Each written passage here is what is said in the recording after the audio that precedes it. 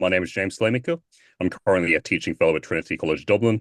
And over the past semester, I've been tasked with designing and delivering a module exclusively on video essays for undergraduate students at the junior fresh level. So these are students in their second year.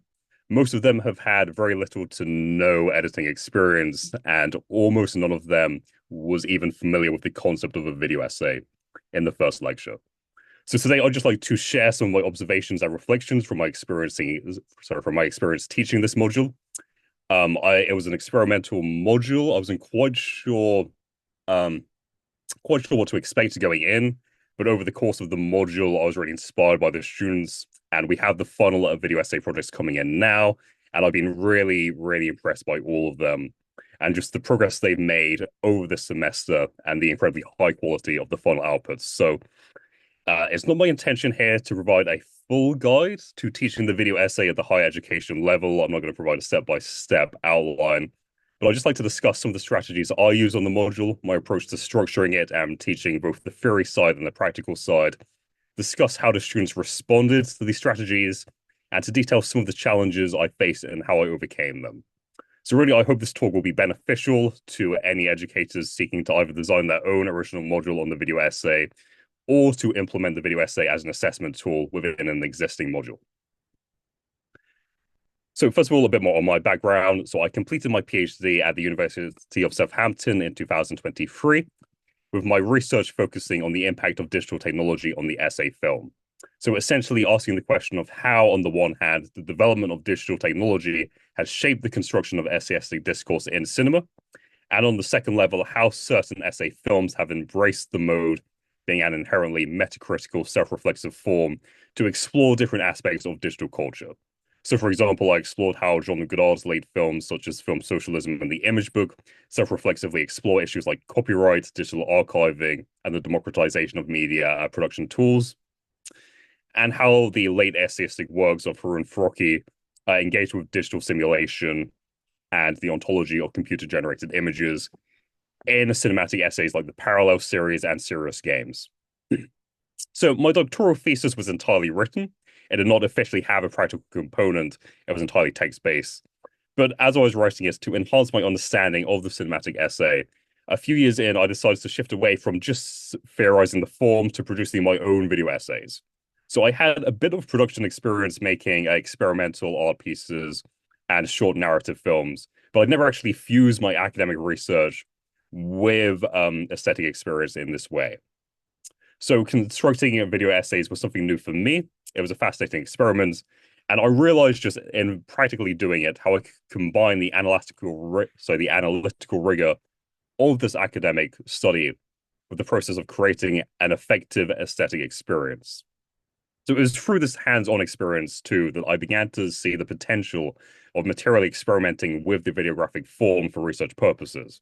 So having all the materials of the films available in an editable form allow me to engage in intense perceptual scrutiny and intellectual play, which enabled me to arrive at new discoveries regarding the text under consideration. So in other words, I began to see that constructing video essays was not merely a matter of illustrating ideas that could have been conveyed through the written word.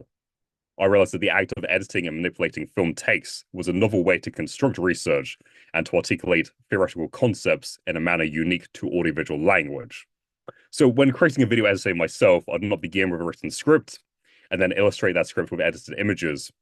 I constantly move between images on the editing suite and those written on a Word document, thus allowing for a symbiotic relationship between word and image, between these two modes, the visual and the logocentric. So in this sense, I'm highly influenced by Harun Farokhi's mentality that I definitely try to avoid being smarter than the film is. I'll try to let the film think. Literally, I write a line, then I go to the editing table and try to comment on it with the images. Conversely, I try to find my words on the editing table. I have both my typewriter and my editing table in one room. It is connected to this question of writing and filmmaking because it is also very evident that you cannot make films the same way you can write a text. So this notion of being in itself a language capable of constructing thought, not just presenting it, that's echoed in Jean-Luc Godard's eloquent description of intellectual montage given in Histoire de Cinema, that montage is a form that thinks, or cinema is a form that thinks. So I was also influenced heavily by the work of Catherine Grant with the video essay, both in theory and in practice. And particularly Catherine Grant's attitude that some of the most well-known theorists in our discipline were also filmmakers, making all of those kinds of decisions about creating things and working through practice to produce new knowledge. And as I say, we cannot know completely in advance the processes and forms that will help produce new knowledge. We need to have a notion that what we do is not just research, it's experimental. So for me, in line with these thinkers, there is no clear-cut split between the theoretical side and the practice side. Both aspects complement and inform each other. It's impossible to predict fully what the outcomes of the editing process will be. You have to engage materially with the editing software to see what new ideas and concepts arise.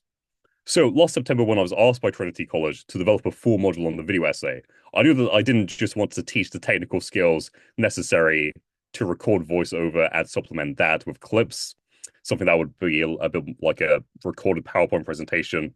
I already wanted to show that the video essay can function as a unique form of both academic and creative expression, to show that seizing the materials of the film or films under discussion and subjecting them to new graphic and sonic modifications can allow both the essayist and the viewer to perceive the text anew.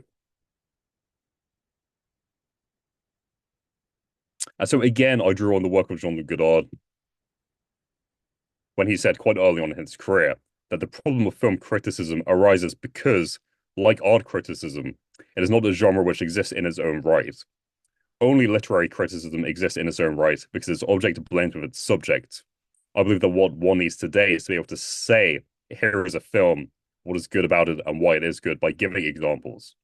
In essence, then, producing an effective video essay means meeting cinema on its own terms, not using a separate semiotic system, language, to articulate an argument which is fundamentally materially separate from its subject, film, but using the medium of cinema to comment on cinema.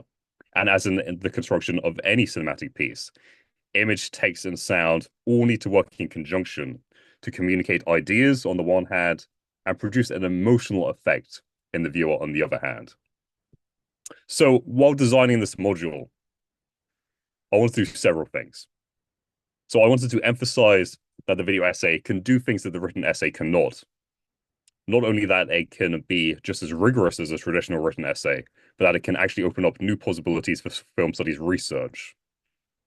I also wanted to emphasize that the video essay is an aesthetic object as well as a critical text. That is to say, that students should be thinking about elements like tone, pacing, and rhythm, in addition to constructing their critical argument. And finally, I wanted to illustrate that the strategies of audiovisual language can be used to articulate complex ideas and concepts without necessarily needing to be driven by the spoken or written word. So an editing strategy as simple as cutting between two different images can in itself articulate an argument or perspective. And this does not necessarily need to be explicitly explained through written or spoken language. So with these ambitions in mind, I divided the course into two halves. So part one, weeks 1 to 6, was devoted to the theory behind the video essay. So I noticed that although a handful of students said that they had watched works that were categorized as a video essay, particularly on YouTube, they were uncertain exactly what a video essay was, how it differed from existing forms of research and existing forms of filmmaking, nonfiction filmmaking. So for this reason, I wanted to spend a substantial amount of time laying a firm theoretical groundwork to enable students to understand different approaches to defining the form, the relationship between the video essay and the written essay, and the form's deeper philosophical and ontological impulses. So the first 6 weeks were organized like traditional lectures and seminars. For the first half of each session, that would be dedicated to a lecturer-led talk. And then the final half will be organized as a seminar as we discuss assigned academic texts and screenings. So the first half of the module was the theory half. Then we had a break for reading week. We came back for the final half. And this was where we performed the practice of producing video essays. So the second half of the module was devoted to demonstrating the practical production skills necessary to produce a video essay, which was moving the students towards their final assignment, which was the making of a 6 to 7 minute video essay. So these sessions were organized like practical workshops, with me giving a very short lecture at the beginning, about 20 to 30 minutes, and then allowing the students to complete practical editing tasks and exercises. And so I'm going to go now into a bit more detail in what I did in each of these sections and how I organize each half of the module in this way. So in my introductory lecture, I situated the contemporary video essay within two intellectual traditions. The first was the tradition of the literary essay, primarily looking at free theorists. So Michel de Montaigne, we looked at the origins of the term essay, establishing a sense of communication and dialogue with the reader, and preserving the process of thinking on the page and self-inscription. We then moved on to look at George Lukács. We looked at elements like the essay combining elements of scientific inquiry and aesthetic beauty, a sense of judging through the act of essaying, the act of laying bare one's thought process, and this act of laying bare one's thought process being as essential to the essay and the value of the essay as any conclusion that the essayist might arrive at. And then finally, we looked at Theodore Adorno and his conception of the essay as an inherently dialectical form, a form which engages with different contradictions and tensions, allowing ideas to interact dynamically, as well as his emphasis on the sense of intellectual experimentation and play central to the essay form. And I found that particularly Adorno's concept of the essay being inherently dialectical was very relevant to the video essay, and that we were taking disparate images and putting them into play, into montage. So this was an element which really came out throughout the entire module, how we might use images and sounds taken from different sources, put them into dialogue together, and create new meanings through that interaction, through that dynamic interaction. So that was the first tradition, the literary tradition. And the second tradition was the essay as a cinematic mode. And in particular, the history of cinematic works, which have consciously used montage and self-reflexivity as an analytical tool. So first we looked at early experiments by Soviet montage filmmakers like Eisenstein, Vertov, and Dovzhenko to utilize the power of editing to visualize complex streams of theoretical thought in a manner unique from all other art forms. We particularly focused on Eisenstein's theoretical work on montage, his theory that the concepts that arise when discrete filmed images are placed together through editing cannot be precisely predetermined. They arise only when splicing and putting together different filmed materials. And that the meaning that arises between these discrete images placed in sequence is fundamentally different from the meaning of each image when viewed individually.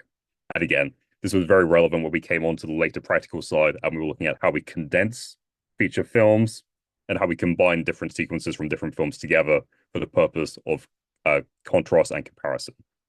So we then looked at the theoretical work of Hans Richter, who wrote the first substantial piece in the English language, conceptualizing how the traits of the literary essay could be translated into cinematic form, a process which he eloquently describes as transforming the invisible into the visible. And following this, we examined some extracts from essay films from post-war European art cinema, widely believed to be the moment in which the essay film truly came into being as its own unique mode of filmmaking. So we looked at examples such as Jean-Luc Godard's Camera Eye and Here and Elsewhere, Chris Marquez's Letter from Siberia, and Agnes Varda's Black Panthers. We focused particularly on topics such as direct address in the cinematic essay, the relationship between image and language, self-reflexivity, and intertextuality in quotation. So the emphasis throughout these first two lectures was, first of all, how do we define the essay as a mode which can move between the written word and audiovisual language? How are the characteristics of the literary essay carried over to cinema by seminal essay filmmakers, as well as medium specificity. So we're looking at what we can carry over from the literary essay to audiovisual language, but also what cinema as a unique medium can do that the written word can't. So what can cinema do to articulate essayistic discourse in a way qualitatively different from what can be achieved in the written essay? So following these introductory two lectures, we moved on specifically to the video essay as a critical practice. So we theorized the contemporary video essay as existing at the intersection between these two traditions and the new technological capabilities and the technological context of digital technology and online culture. So we looked at how modern video essays treat existing media texts as their central objects of study and utilize the potential of nonlinear editing programs and online archives to pursue new strategies of film analysis. We examined Victor Bergen's contention that the arrival of digital video on entry-level computers exponentially expanded the range of possibilities for dismantling and reconfiguring the once inviolable objects offered by narrative cinema, and that these sensibilities have given rise to a new kind of critical writing, one in which film material is literally detached from its original site to become part of the creative material of another work, while still serving a critical function, one referring back to the primary work and illuminating something about it. So by fragmenting these original texts, we remove certain sequences, motifs, objects from their original narrative scaffolding, and use them to construct a new artistic object which exists on its own, while also reflecting back and referring to the original source. So revealing something, illuminating something about that original source. Then we turn to Christian Keithley's argument that the video essay is founded upon a simultaneous faithfulness to the object of study and an imaginative use of it. In other words, the power of digital media can allow the essayist to materially quote the original film text, thus illustrating and presenting certain shots exactly as they appear in the original source, while also transforming the text into a new analytical object. So this chimes with Laura Mulvey's writing on the possibilities of digital technology to rejuvenate film studies in her book, Death at 24 Frames Per Second, in which she argues that the ability of digital tools to fragment and recombine existing texts can facilitate a new, more detail-orientated form of film analysis, one which isolates individual motifs and gestures from their narrative scaffolding and subjects them to intense, close textual scrutiny. Thus, video essays can be seen as belonging to the lineage of the cinematic avant-garde, as much as to traditional written criticism and scholarship. We also discuss Christian Keithley's spectrum of the video essay as existing between, on the one side, the explanatory mode, which privileges the logocentric, and on the other side, the poetic mode, which privileges the purely visual. So we discuss how these two poles are set up by Keithley, and most video essays will exist somewhere on the spectrum, and with some being more towards the explanatory mode and some towards the poetic mode. And we looked at examples of various recent video essays, and we discussed how they fit into the spectrum and what are the respective qualities of both modes and how we can effectively, constructively combine these modes together. So following this, we looked at some of the specific editing strategies that we can use to articulate theory through videographic form. So looking at video essays from practitioners such as Kevin B. Lee, Catherine Grant, and Tag Gallagher, we really narrowed in on these practical examples and discussed how different editing strategies, such as split screens, superimpositions, freeze frames, etc., can facilitate close textual analysis. We discussed these works at length, discussing what each strategy achieves within the context of the wider rhetorical argument, and we debated and discussed the relative effectiveness of each strategy. So I divided this section of the course into two components. First, we looked at the role of the visual, and then next week we looked at the role of language, both written and oral. So the language side included, most obviously, the role of voiceover narration, but it also considered how elements like on-screen text and the dialogue of the repurposed film clips function in conjunction to articulate meaning. And the idea here was not to suggest that the video essay is less pure if it uses written or spoken language extensively, nor, on the other hand, to suggest that the video essay is not sufficiently critical if it does not contain any spoken language at all or written language. Instead, we considered how a video essay can use words effectively in a manner that works in conjunction with the visuals without being overly descriptive or dominating the images. So in this sense, I'm in agreement with Kyra Grozafi when she writes that. Sorry, I'm one step ahead.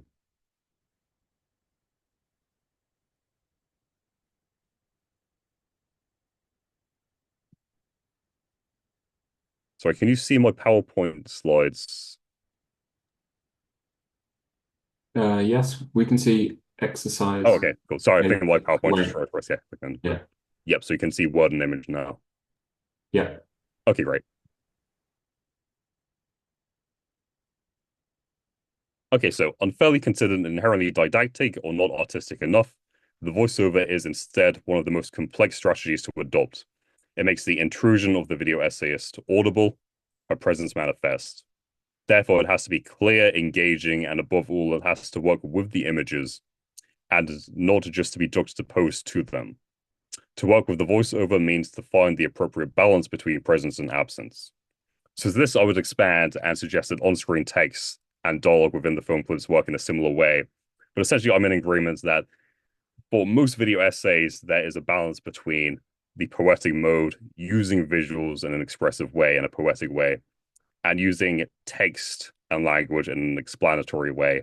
And the two don't necessarily have to dominate one another. They don't need to cancel each other out. They can be used in conjunction so that one enriches the other and vice versa. So at the end of this part of the course, students were given short written pieces of film criticism and asked to consider how they would approach making a video essay on the same subject. So this prompted in the students' critical thinking regarding how the rhetorical strategies of analysis and argumentation present within the written piece may be translated to the videographic form using the techniques that we had discussed so far. So this was before the students began to use editing equipment. They were asked to just think about how they might approach translating these written pieces to a video essay. Where might they begin? What editing strategies that we've discussed did they think would be effective in articulating this argument? So for each article, students were asked to cut out at least half of the text. So to really condense that text and think about how instead of just reading the entire text and placing images on top of it, how they can condense that and use images to express the ideas. So one positive aspect of this early activity was that it reduced the pressure of having to create the initial idea of what the video essay would be about itself, and instead spurred students to think directly about how the audiovisual form could be used to serve an already established and fleshed out thesis. So before students were asked to come up with their own ideas of what their video essay would be, they were given an idea, they were given a thesis, and they simply had to think about how they would translate that into videographic criticism, into audiovisual language. Another activity I gave students early on involved uploading a vast collection of still screenshots of cinematic close-ups onto Blackboard. So these were screenshots from various different films. They didn't really have anything in common aside from they were all close-ups. So I simply asked the students to download as many of these images as they wanted and to create a still collage out of them using Photoshop or another image editing program. So for this activity, I'll give the students just about 20 minutes to half an hour. I gave them very little guidance. I simply instructed them to organize the images in any way that made sense to them. I wanted them to do this intuitively. And I found that the results here were very fascinating. So some students organized the images according to the angle and scale of the framing, so looking for graphical matches. Others organized them according to the emotion conveyed by the character. Others placed the images into dialogue as though a character from one film, a film made, say, like in the 1970s, was interacting with a character from a film made just a few years ago, and a kind of makeshift reverse shot setup. Some students organized the shots so that there'd be a collection of ones which appeared graphically similar, and others tried to create something more like a pictorial graph or pattern. So that's, say, a profile close-up will be alternated with a head-on close-up, and so on. So here the idea was simply that the students was thinking carefully about how each individual element interacted with the ones surrounding it, while also paying attention to what the entire collage would look like as an aesthetic object. So they were paying attention to the individual pieces, but also the entire collage, the entire aesthetic object. So this was meant as a fun, loose activity, but it also encouraged students to understand how an image can take on a dramatically new meaning when taken out of its original context and placed together with new, different images. So without any grounding of language to spur their creativity, the students intuitively engage with these still images to produce fascinating new constellations of image. So in essence, they were constructing a montage before they even touched the editing software.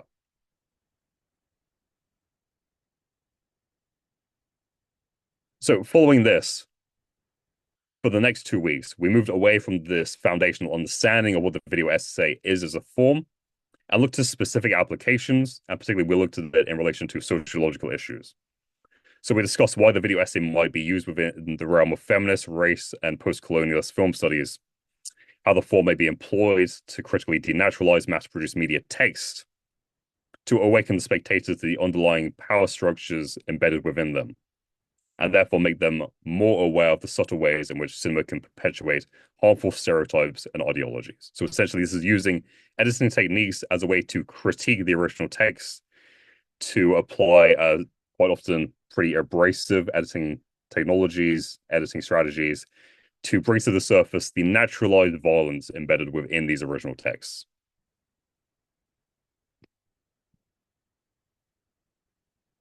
And so during these weeks, we particularly engaged with the scholarship of Lauren Berliner, in particular her article of Ruptures in the Racist Archives, What Video Essays Can Teach Us About Scholarly Practice.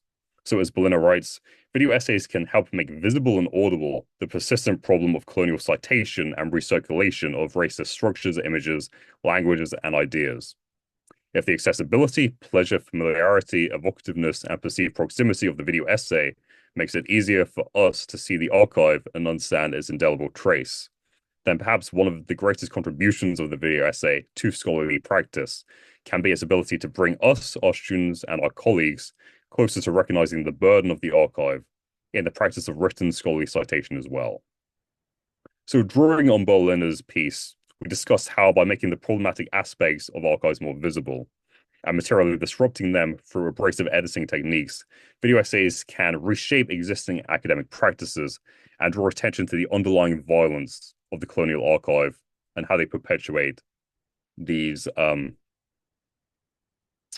heinous ideologies, stereotypes, and biases. So that was the end of the theory half of the module. And with the theoretical foundation firmly established, it was time on to move on to the production of the students' own video essays. So by the end of week 6, students were asked to have a rough idea of their final video essay project prepared, so that over the remainder of the module, we could work on these projects as a group, week by week. So I allowed students quite a high degree of freedom in choosing a subject that interested them. I laid out 3 categories that their video essays could fit into, but I purposefully left these categories pretty broad.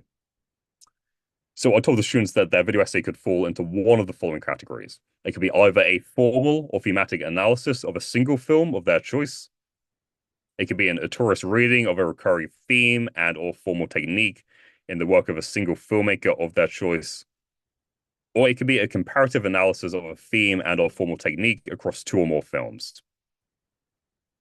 So aside from that, the students could pick any topic they wanted, just so long as they had discussed their topic with me and I'd approved it by the end of week 6. And the reason why I wanted to give the students a lot of freedom in choosing their topic was that I wanted them to think actively about what topics would be particularly well suited to the video essay format. So students were also allowed to decide on their own tone, rhythm, and pace. And they could also decide to use written or spoken language as little or as much as they wanted. So there was no obligation that they had to use voiceover narration, or they could choose to use voiceover narration very sparingly.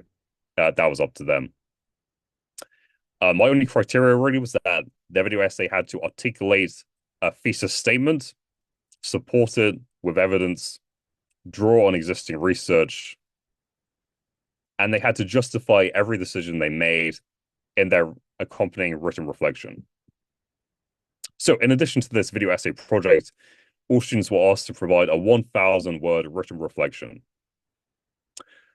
So in this written reflection, students were asked to explain why they thought their chosen topic would be well suited to the form of the video essay, what they managed to achieve through video essaying, through video editing, that they would not have been able to achieve in a traditional written essay, how they practically developed their video essay from conception to completion. And they were also asked to situate their video essay in relation to wider academic scholarship on the video essay as a critical form. So drawing on some of the sources we looked at over the first half of the module, and also some independent research of their own. And they were finally asked to compare their work to at least one video essay that we viewed earlier in the course. So they could either discuss what they felt worked very effectively in another video essay, which they sought to draw inspiration from, or they could discuss what they felt didn't work very well in another video essay, and how they sought to avoid making the same mistakes. So the idea of including this written reflection was to bridge the earlier, more theory-based side of the course to the practice-based side, so the students were actively drawing on the theoretical concepts discussed earlier when constructing their own work. So I was clear that the written reflection should not just repeat the central argument of their written essay. They're not simply writing a written essay and then making a video essay which does the same thing. The video essay should stand on its own as an independent piece of work. The written reflection was intended to allow the students to articulate the rationale behind the rhetorical strategies they used and to evaluate the effectiveness of these strategies. So if anything didn't work in their video essay, they felt they could write about that in the written reflection, and they could evaluate how effective they thought the video essay was as a whole. So not only did this help to ensure a greater sense of continuity between the two parts of the module, it also encouraged the students to think constructively about how they were using editing to articulate theory. So to this end, I asked the students not to write their reflection after submitting their final video essay, but to keep writing notes on their process throughout the production of their project. So they'd be editing, they'd be ideating, but they'd also be writing notes, reflecting on how it was going, and then at the end to gather these notes into a final document, write it up at the end.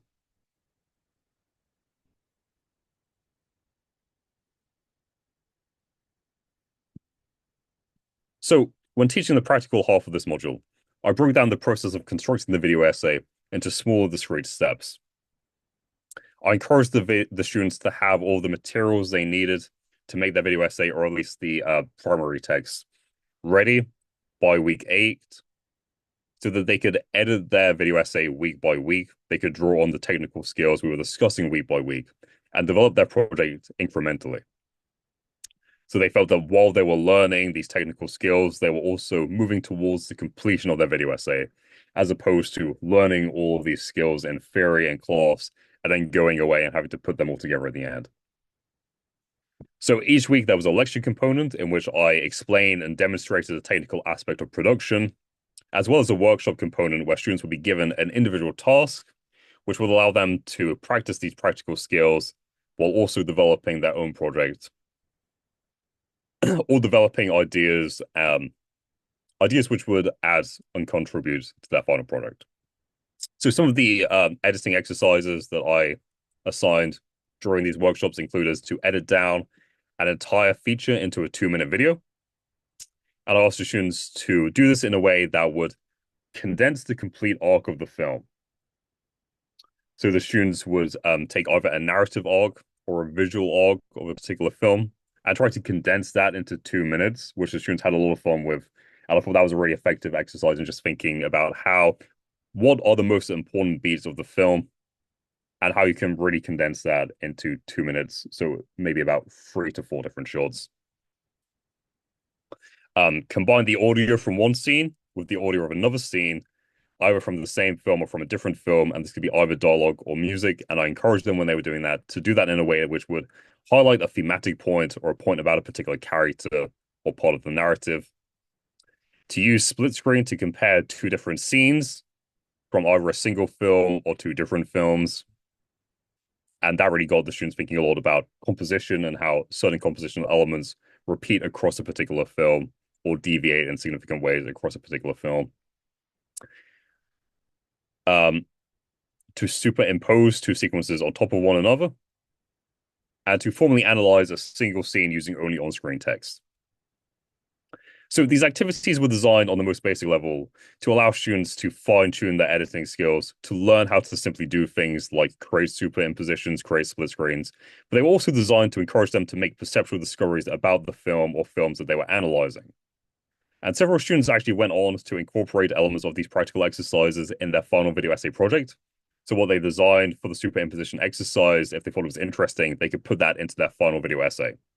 But even the students who didn't do that, they reported feeling that these exercises facilitated their creative and critical thinking about their chosen texts.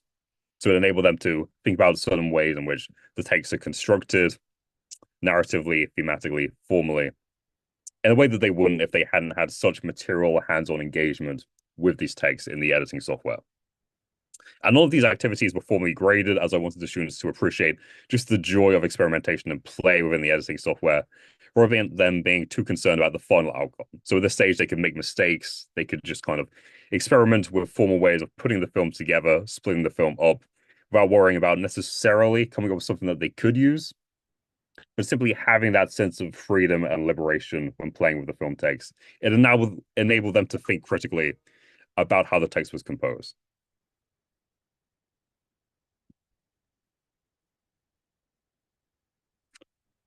And alongside these former editing tasks, students were asked to keep an ongoing storyboard, which would consist of significant screenshots from their chosen films, rough pieces of potential voiceover narration or on-screen text, so just in rough form, which they could add or record later, and notes about how these elements could be linked through editing. So I encourage students to plan their video essay in this collage-like form rather than writing a traditional script. This, I told them, would enable them to see how their works work in conjunction with the images. Sorry, how their words work in conjunction with the images, and give them a clearer idea of the overall aesthetic design of the project. It also allows for a bit more flexibility in that they can move the images to different parts in the document to match it up with different pieces of narration and so forth. So they can see spatially all of these different elements laid out. So while teaching the technical side of this module, I found that differentiation was a bit of an issue. So most students in the class had very little to no prior experience with editing, audio recording, or sourcing footage, but there was a handful of students who had extensive experience, like they were familiar with editing programs like to a near professional level. So I had to design the classes so that I would cater to the students who are less confident, less experienced, without making the very confident students feel disengaged or like there wasn't a lot of point in coming to the sessions. So the way I approached these workshops was to design the core lecture, what I would deliver, to be at the foundational level. So I was really covering the basics. I was walking through the basics of each technical aspects with the majority of the class, while also giving the students who felt more confident with the equipment one of the aforementioned editing exercises at the beginning of the session. So the students who felt that they didn't need a lot of guidance in mastering the essentials, they could go on and work with these more complex editing strategies, whilst the rest of the class were learning the basics. And so they could do that independently. And then when the lecture component was over, I'd go to each student individually and see what they were doing and discuss that with them on a one-to-one level and match my guidance and my advice to fit where they felt they were at with the editing software. So if any student felt very, very confident with it, I'd make the task a bit more complex. I'd push them a bit more. But if a student was simply struggling to do the basics, I'd simplify the task for them quite a bit. And so for all of these technical workshops, I used DaVinci Resolve for the practical demonstrations, but I could tell students that they were free to use another editing program if they felt more confident using that. But I did stress that all the standard class hours would be devoted to the single editing program, and so that if they felt they needed a bit more assistance from me, that they should download DaVinci Resolve and stick with DaVinci Resolve, because that was what everything within standard class hours was going to be and what I could really help them with.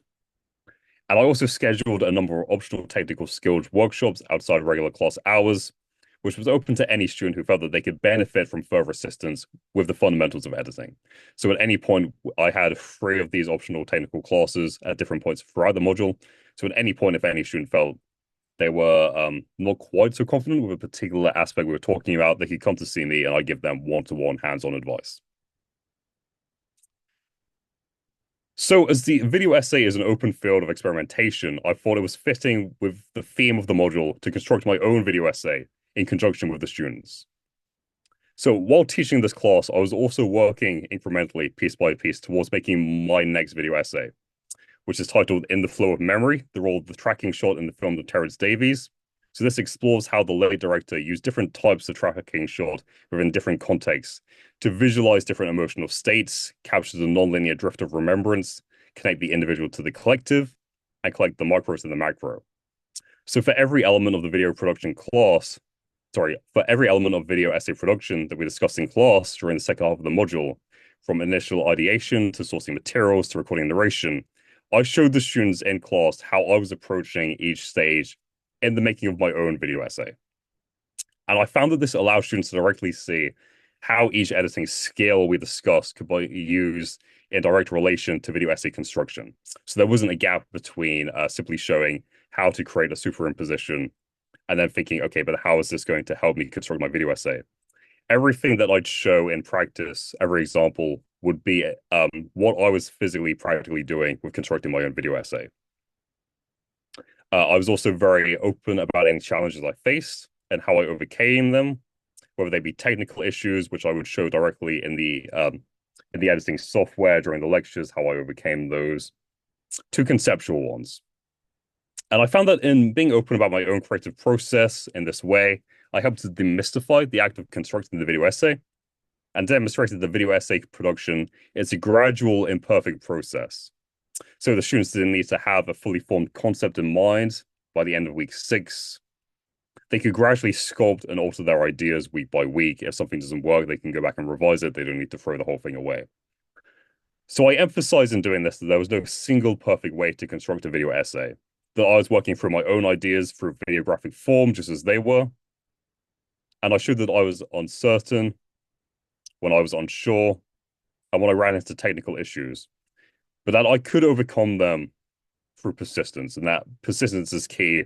And that keeping in mind just a sense of fun and experimentation and play was key. So I was therefore openly displaying my own process of thinking, of learning, testing out ideas, and workshopping issues in dialogue with the students. And I found that this process was firmly in line with Michel de Montaigne's conception of the very art of essaying. So I'd like to close this presentation on a quote that I think pertains to my own approach to teaching the video essay. I speak as an ignorant, questioning man. If my soul could only find a firm footing, I would not be essaying myself, but resolving myself, but in always learning and making trial. So on that note, I'd like to wrap up this presentation. Thank everyone for listening and open the floor to any questions you might have.